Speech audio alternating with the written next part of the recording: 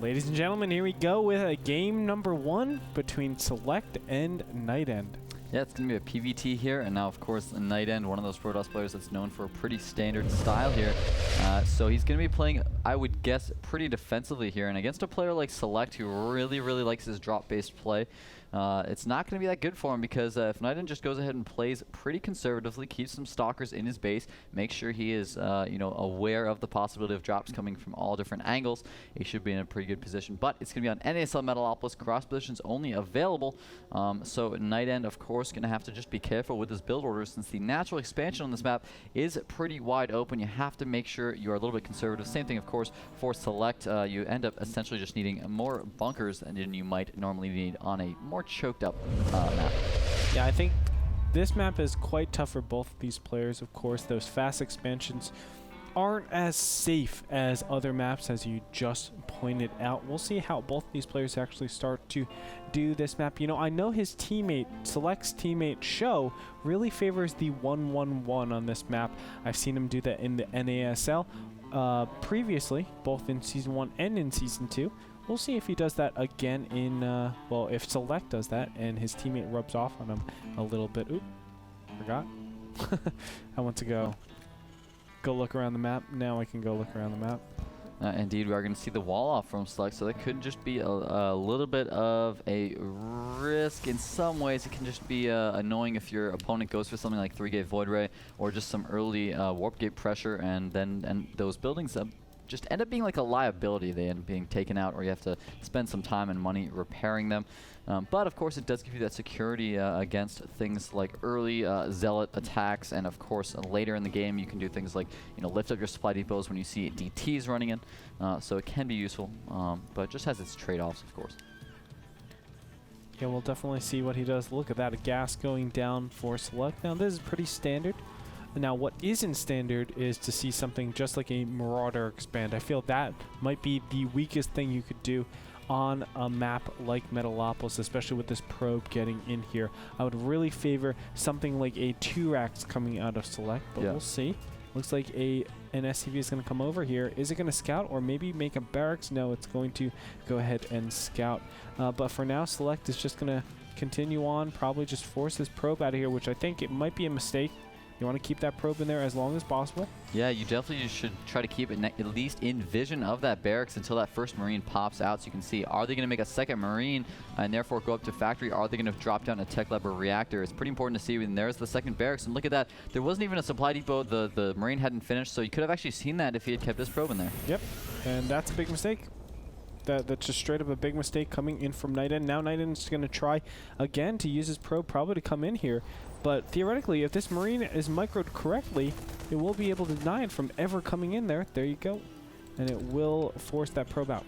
Yeah, now this is the most standard build possible from Select. 2-Rax with Reactor first. It basically allows you to put a lot of pressure onto a Protoss player. You can deny an expansion if they try to be a little bit too risky. Sometimes something like a 1-gate expand can get denied and forced to be canceled or even killed off by something like a 2-Rax expand. It also gives you that utility with all those Marines going Reactor first. So you are defending against the possibility of things like 3-gate Void Ray, which you do have to be very cognizant of when you go for that wall off. You have to make sure you're doing a build that will allow you to properly defend that. Nightend, though, he does have double gas up. And he hasn't thrown on any additional tech yet, but there we go. It is going to be a robotics facility, so due to the fact that he was completely blind, this is what he's forced to do just in case Select is going 1-1-1. And this is a problem, man, because as we were saying before with the mistake of not having scouted the second barracks, if he had seen that, he wouldn't have to go for that robo, and he could just go for something like a 3-gate expansion. Instead, he could be, well, I mean, I don't know if he'll be in trouble. If he comes out of Mortals, he should be fine against the engagement, but it will put him behind for his expansion. You know what? I do have something interesting to note from Nightend. He actually chrono boosted his Nexus 3 times, and then finally his gateways twice. So I don't actually know exactly what he's doing. It looks like it's a 3-gate robo. Yeah. And this is very uncharacteristic of Terran versus Protosses these days. Yeah, it's a really, really safe build to do. Oh my god, we're actually going to see Select sing on one base. A lot of tournaments have been doing this nowadays. They start off with a 2x, but then instead of going for Custom first, they go Stim first to set themselves up for a little bit of a later timing, but also get the factory out. And then they go up to, sometimes they'll go up to that starport, get a medevac out, perhaps make Hellions or even tanks out of that factory, depending on how much gas they have. He does have that double gas mining right now, so most likely will be getting some tanks out here. So it will be similar to the 1-1-1 play, and that's actually going to be good for Nightend, having gone for this very safe build with this robotics facility. There you go, Nexus being thrown down. And the back Select is getting a bunker, actually preparing against some sort of early game pressure. He was able to get in here with an SCV and saw, hey, there's no Nexus down right now. My opponent is doing some sort of one base, possibly an all-in. But look at what we're going to see. Nightend is actually going directly up into a robotics bay, trying to get out most likely the Colossus. I'd be very surprised if it was something like Gravitic Drive plus Warp Prism. Especially with his observer, man. Yeah. The fact that he sees this, he just got his observer into Select space. He sees, wait a minute, you have a 2-racks and you also have a factory with a tech lab, and I see no expansion. You are actually all ending up one base. Therefore, I'm going to go Colossi so I can help deal with these Marines a little bit easier. What I disagree with, though, is that he's left this robotics facility unused for a very, very long amount of time during this game. He did make one observer after that, and before that, actually, there was just nothing building, and I feel like he's just waiting for this robotics bay to get those Colossi out, but I feel like it would have been a fantastic idea to pump out one Immortal while that robotics bay was on the way. It can give you so much utility against those siege tanks. By the way, this is a 2-1, or you can even say it's a 3-1 because of that one reactor. But this is a very powerful early game attack where you get early stim, combat shields, and those siege tanks. You don't even have to get siege mode, but I'm pretty sure he will get it. Yeah, I think that's a mistake actually to not already have that on the way, because he certainly had the gas available. Whoa. And he's going to throw it on a starport. Wow, I really thought he was going to try to hit around the time stim was finishing, but he's clearly not. He's actually going to wait for combat shields as well. I think this is a mistake, man. He's giving Nightend such an unbelievable amount of time to build up a Colossus count, get out the units he needs to defend. Nightend, unfortunately, actually is going to make an observer after that first Colossus, though, so the push coming forward from Select right now, this timing is confusing me a little bit. He is bringing a lot of SCVs here. Looks like 15 SCVs, but the timing's confusing me because he's adding on a starport now, so he's hitting with his push, but he won't have the medevacs yet. Also, siege check has just been started, so he has another 70 seconds now before that will actually be completed. So I don't know, this timing doesn't make much sense to me for Select, but we'll have to see if he can make it work. He does have a very scary number of Marines here, and there's only one Colossus out so far for Nightend. That Colossus does do a lot of damage, though. Combat Shields is just finished. This is going to be the timing. Now, finally, Siege Mode has been started. It is looking to be halfway done, but the engagement is going to go on right now, it looks like. Can Nightend hold this off? Needs force fields to separate those Marines away from those siege tanks. There we see Nightend is supply cap. We're going to see a huge push pretty soon. And I like the patience of Select. He's not actually committing fully into this. His siege tanks need to back up very desperately.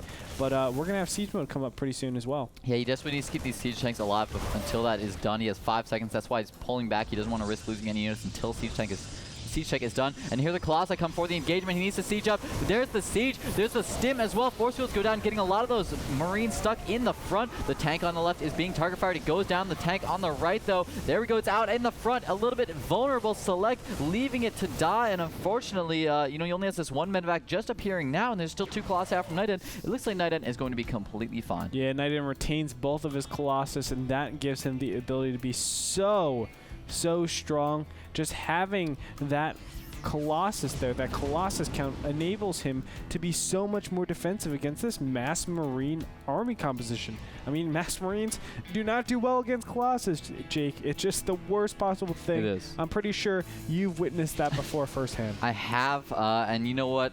I was worried a little bit due to the fact that Nightend lost a lot of probes in that engagement, but of course, Select lost even more SCVs. So right now it's 15 SCVs to 35 probes for Nightend. He's going to go for this drop off to see if he can actually be effective. I don't think so, since Nightend already has 3 Zealots and 3 Stalkers in position.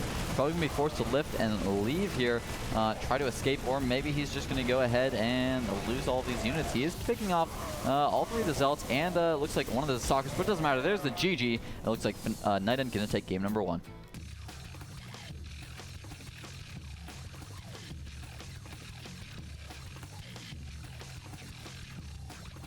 And Nightend is going to take game number 1. You know, we had a lot of different problems with that particular push.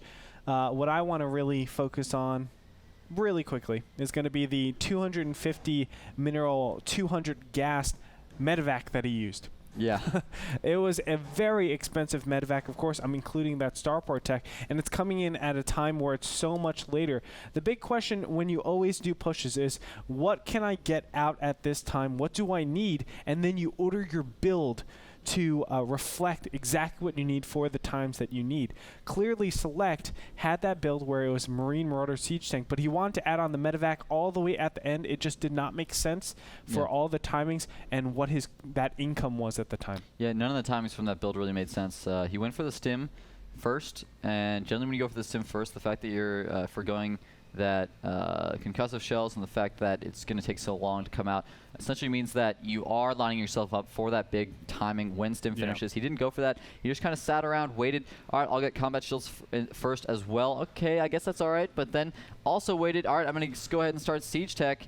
Probably at least a minute or maybe even a full minute and a half before or after, excuse me, he should have already had it, and then on top of it, the starport. Yeah, and that's the problem. You take all that stim, you take that combat shield, and shove it all the way at the end right before you push out. That allows you to prioritize units first, and then you can, or even economy first, whatever it might be, other things first that are more important.